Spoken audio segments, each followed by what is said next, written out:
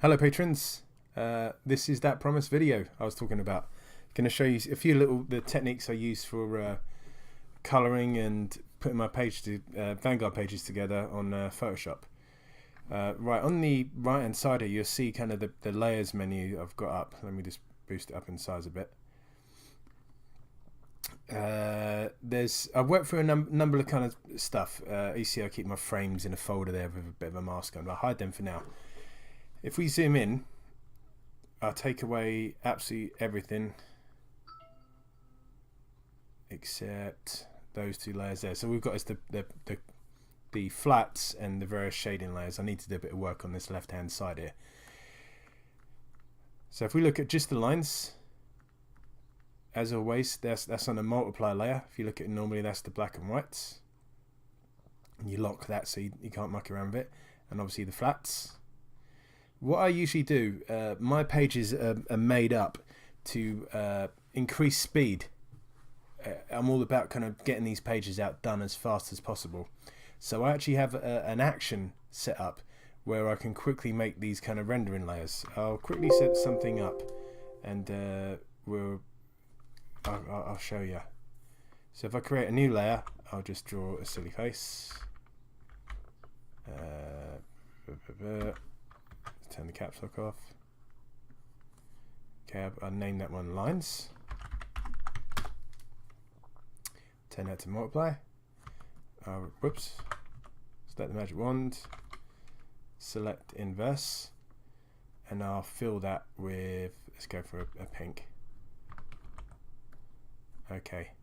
So if I name that flats, all caps, and I'll lock that top there. I've got this set in here, which it's called set up rendering layers. I run that action like so, and it's got a couple of problems. Okay, it's not done it as quite as well as I'd liked, but you can see it sets up these layers here and the various masks. Of course I did it wrong on the stream. So bang, bang, bang, bang. The three layers I've got there, I've got a gradient layer, I've got a darks layer, and then the screen layer. Screen layer is essentially the same color and it's just set on the screen mode. So that kind of, if I paint on that with a brush, you won't see anything because I'm doing it the wrong thing. Okay, if I paint on the screen layer with the white, boom, boom, boom, boom, you get a bit of light. I keep this in the mask so I can go back and change it as needed. If you want, you could have like a kind of a brush like so, and you get like a subtle blend like that. It's totally up to you how you do your stuff. On the darks layer, I've set it up with a color overlay and multiplying 50, and that's a rich black, which it's kind of got a tinge of blue in it. Again, you can change that to whatever color you want. If you want it kind of slightly red or whatever. And there you go, there's a bit of that. And let's add a little bit of shine there. And I have a gradient layer which is the same as the darks but on a 30%. Obviously depending on what's going on in the page, you can go in and change that. So like that.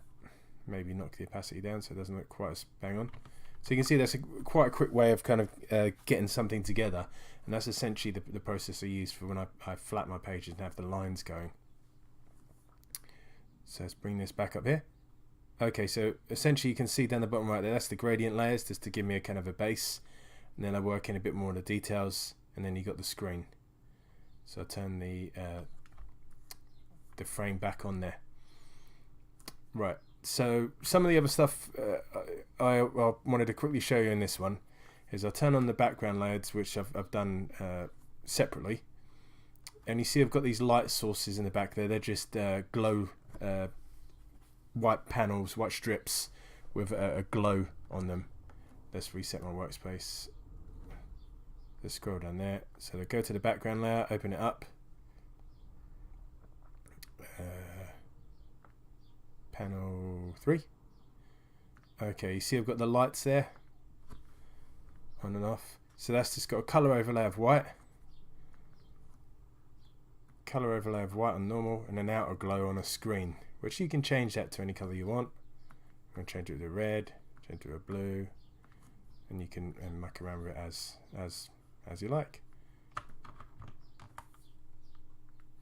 One thing I have on mine is this folder of eloquently named Top Shit, which essentially sits on top of all the artwork and gives it a color underneath, and that sits below the text layer and the frame.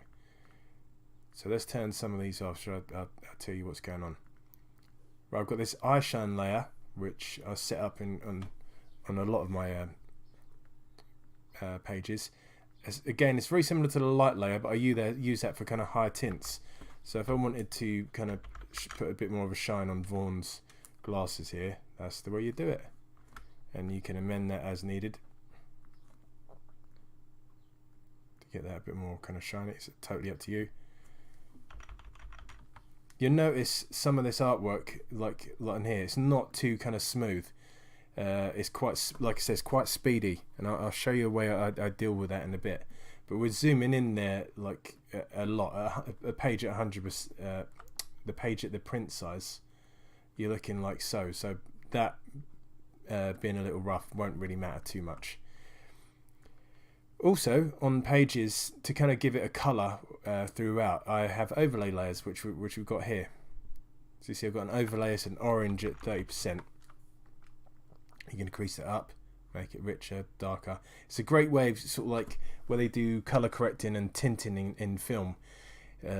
Obviously you get the different colours. The orange is going to be more of a warmer colour, and if I change that to a blue, that's going to make the scene colder.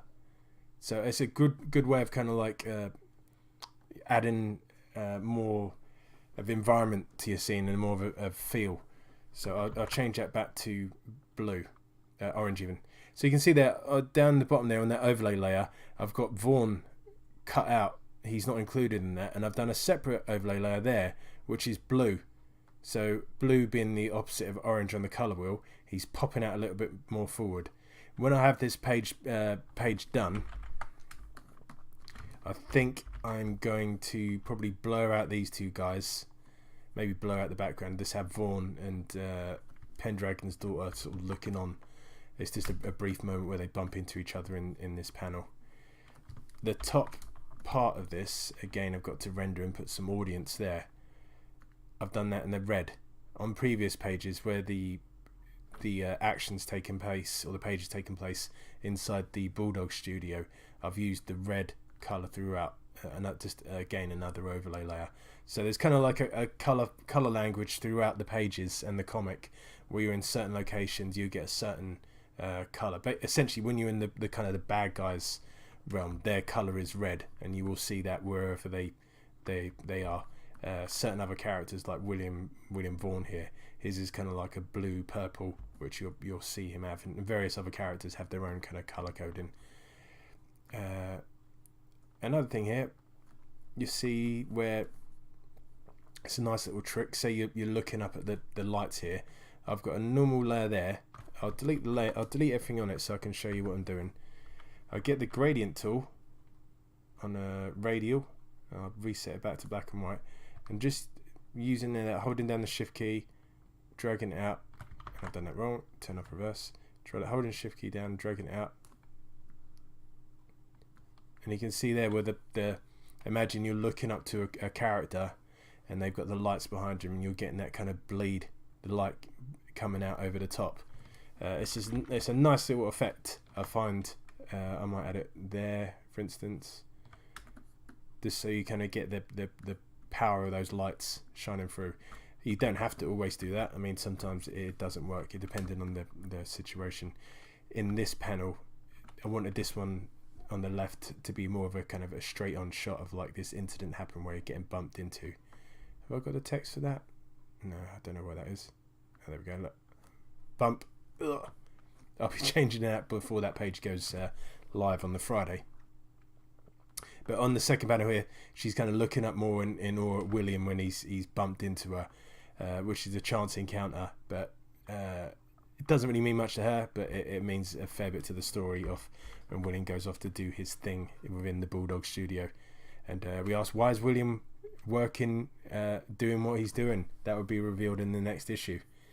Why has he come around to Jordana's way of thinking? Since the last time we saw him, he was trying to get Guy back for what he thought was imprisonment or otherwise.